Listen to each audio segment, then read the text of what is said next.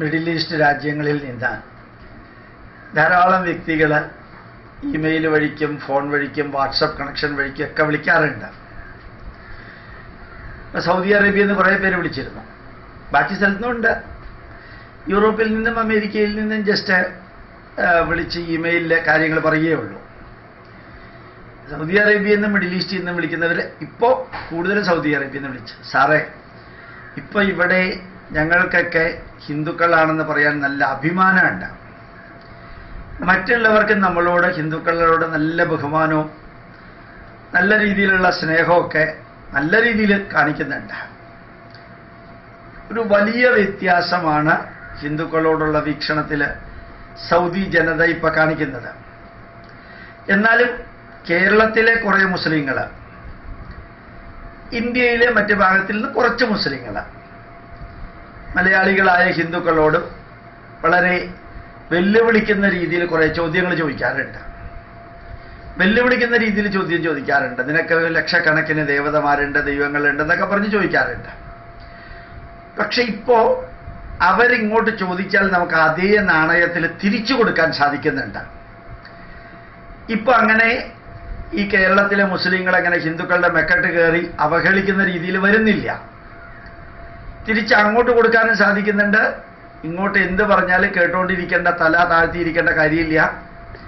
100% അഭിമാനത്തോടുകൂടി ഹിന്ദുക്കളാണെന്നും ഹിന്ദുക്കളായി ജനിച്ച് ഹിന്ദുക്കളായി ജീവിച്ച് ഹിന്ദുക്കളായി മരിക്കുമെന്നും ഇനി ഒരു 100 ജന്മമുണ്ടെങ്കിൽ 100 ജന്മവും ഹിന്ദുവായി തന്നെ ജീവിക്കണം എന്നുള്ളതാണ് ഞങ്ങളുടെ ദൃഢനിശ്ചയം എന്ന രീതിയിൽ തിരിച്ചു കൊടുക്കാൻ ശ്രമിക്കുന്നുണ്ട്. ചിലരൊക്കെ വാദിക്കാൻ വരുന്നുണ്ട്. സാറേ, വാദിക്കാൻ വരുമ്പോഴത്തേക്കും ഞങ്ങൾ ശ്രദ്ധിക്കാറുണ്ട്. നമുക്ക് ആരെങ്കിലും വാദിച്ച് ജയിപ്പിക്കേണ്ട കാര്യമില്ലല്ലോ. അപ്പം ഞാൻ അവരോട് പറഞ്ഞു, ഒരു കാര്യം ഉറപ്പാണ്, വാദിച്ച് ജയിച്ച് ആരെങ്കിലും കീഴടക്കേണ്ട കാലമൊക്കെ കഴിഞ്ഞു. തർക്കശാസ്ത്രത്തിൻ്റെ കാലമൊക്കെ കഴിഞ്ഞു. നമുക്ക് നാരായണ ഗുരുദേവൻ പറഞ്ഞതുപോലെ അറിയാനും അറിയിക്കാനും മാത്രമേ ശ്രമിക്കാവൂ, വാദിക്കാനും ജയിക്കാനും ശ്രമിക്കരുത്. എന്നിട്ട് ഞാൻ ഇന്നലെ പണ്ട് പറഞ്ഞൊരു കഥ പറഞ്ഞു കൊടുക്കുകയും ചെയ്തു. കഴുതയും പുലിയും തമ്മിൽ വാദിച്ചു. ഇത് ഞാൻ നേരത്തെ പറഞ്ഞിട്ടുള്ളതാണ്. ഈ കഥ മനസ്സിലുണ്ടാവണം. വാദിക്കാനായിട്ട് ഇറങ്ങി പുറപ്പെടുന്നവരുടെ മനസ്സിലുണ്ടാവണം. കഴുതയും പുലിയും തമ്മിൽ വാദിച്ചു. എന്തായിരുന്നു? പുല്ലിൻ്റെ നിറം എന്താണെന്ന്. കഴുത പറഞ്ഞു പുല്ലിൻ്റെ നിറം ചുമപ്പാണെന്ന്. കേരളത്തിലുള്ള കഴുതയല്ല, എന്നാലും പുല്ലിൻ്റെ നിറം ചുമപ്പാണെന്ന് കഴുത പറഞ്ഞു. പുലി പറഞ്ഞു പുല്ലിൻ്റെ നിറം പച്ചയാണെന്ന്. അത് ഈ കഴുതയുമായിട്ട് വാദിച്ച് വാദിച്ച് പുലി കഴുതയോട് പറഞ്ഞു, നിനക്ക് ഇത്ര ബോധമില്ലേ, കണ്ടറിഞ്ഞൂടെ അത് പച്ചയാണെന്ന്. ഇപ്പൊ കഴുത പറഞ്ഞുകൊണ്ടേയിരുന്നു അത് ചുമപ്പാണ്, എൻ്റെ കൊടിയുടെയും രക്തത്തിൻ്റെയും നിറം ചുമപ്പായതുകൊണ്ടാണ് ഞാൻ പുല്ലിൻ്റെ നിറം ചുമപ്പാണെന്ന്. അങ്ങനെയൊന്നും പറഞ്ഞില്ല. എന്നാലും കഴുത ചുമപ്പാണെന്ന് പറഞ്ഞുകൊണ്ടേയിരുന്നു, പുലി പച്ചയാണെന്ന് പറഞ്ഞുകൊണ്ടേയിരുന്നു. ഈ കഥ അവസാനിക്കുന്നത് എങ്ങനെയാണ് അറിയാമോ? ഇവർ രണ്ടുപേരും മൃഗരാജാവിൻ്റെ അടുത്ത് ചെന്നു. ഇതൊരു കഥയാണ്. മൃഗരാജാവിൻ്റെ അടുത്ത് ചെന്നു.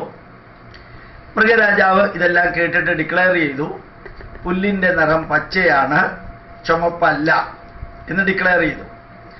എന്നിട്ട് അവിടെ വെച്ച് തന്നെ മൃഗരാജാവ് പുലിക്ക് 200 റിയാലോ 200 ദിർഹമോ 200 ഡോളറോ 200 രൂപയോ ഫൈനും ഇടിച്ചു.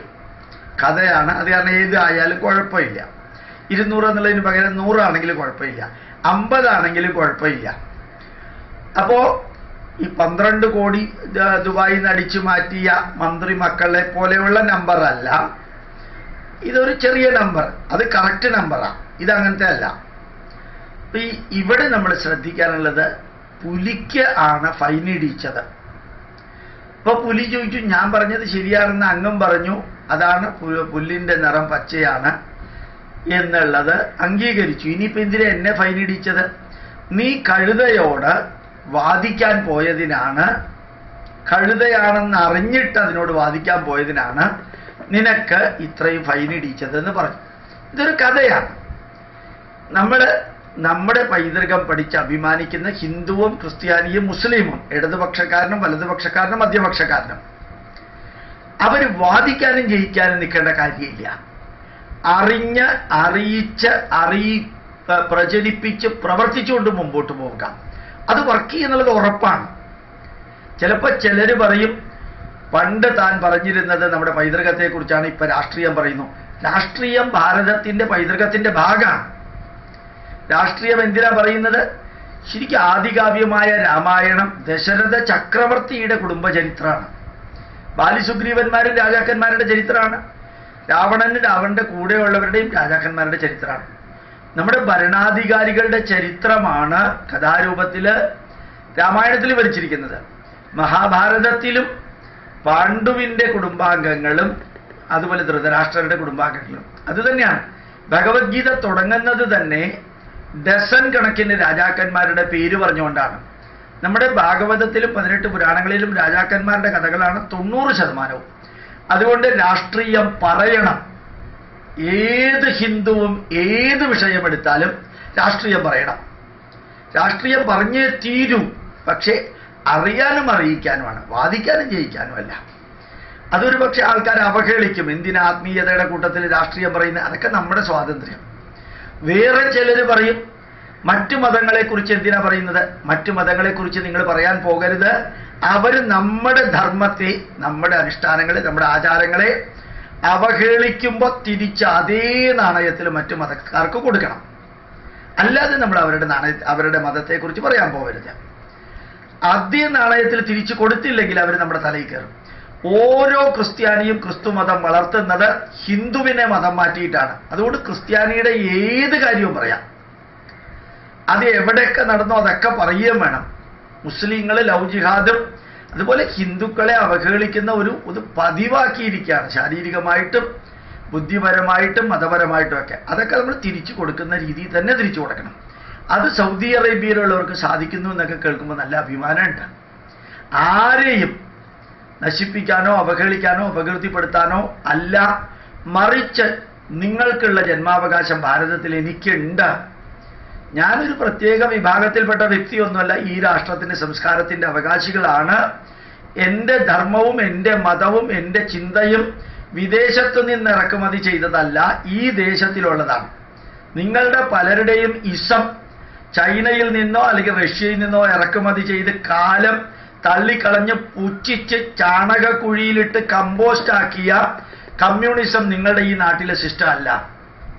അതുപോലെ വികസിത രാഷ്ട്രങ്ങളെല്ലാം ചപ്പുചവറ് കൊട്ടയിൽ ഇട്ടിരിക്കുന്ന ഒരു മതവും കൊണ്ടാണ് ഇവിടെ മതപരിവർത്തനത്തിന് വരുന്നത്. അതുപോലെ തന്നെ തീവ്രവാദത്തിന്റെ കേന്ദ്രമായിട്ട് തീരുന്നത് പോലെ പ്രവർത്തിക്കുന്ന മറ്റൊരു മതമാണ് നമ്മളെ ശാന്തി പഠിപ്പിക്കാനായിട്ട് ഇറങ്ങിയിരിക്കുന്നത്. ഇതൊക്കെ നമ്മുടെ മനസ്സിലുണ്ടാവണം.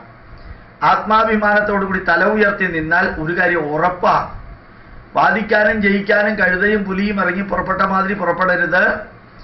അങ്ങനെ പുറപ്പെട്ടു കഴിഞ്ഞാൽ പുലിക്ക് കൊടുത്ത ശിക്ഷ കറക്റ്റാണ്. കാരണം മഹാസാഗരം മാതിരി അറിവുള്ള ഹിന്ദുക്കള് ഈ നിന്റെ ദൈവത്തിന്റെ പേര് പറയുമോ എന്ന് ചോദിച്ചാൽ ദൈവത്തിന്റെ പേര് പറയൽ നിന്നോടല്ല പറയേണ്ടത്.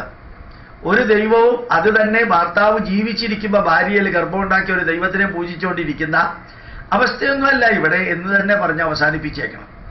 പിന്നെ വാദിക്കാനും ജയിക്കാനും ഒന്നും പോവേണ്ട കാര്യമില്ല. കൊടുക്കേണ്ടവർക്ക് കൊടുക്കേണ്ടതുപോലെ കൊടുക്കേണ്ട കാര്യങ്ങൾ കൊടുക്കേണ്ട സമയത്ത് കൊടുക്കേണ്ടവർ കൊടുത്തു കഴിഞ്ഞാൽ എടുക്കേണ്ടവർ എടുക്കേണ്ടതുപോലെ എടുക്കേണ്ട സമയത്ത് എടുക്കേണ്ട കാര്യങ്ങൾ എടുക്കും.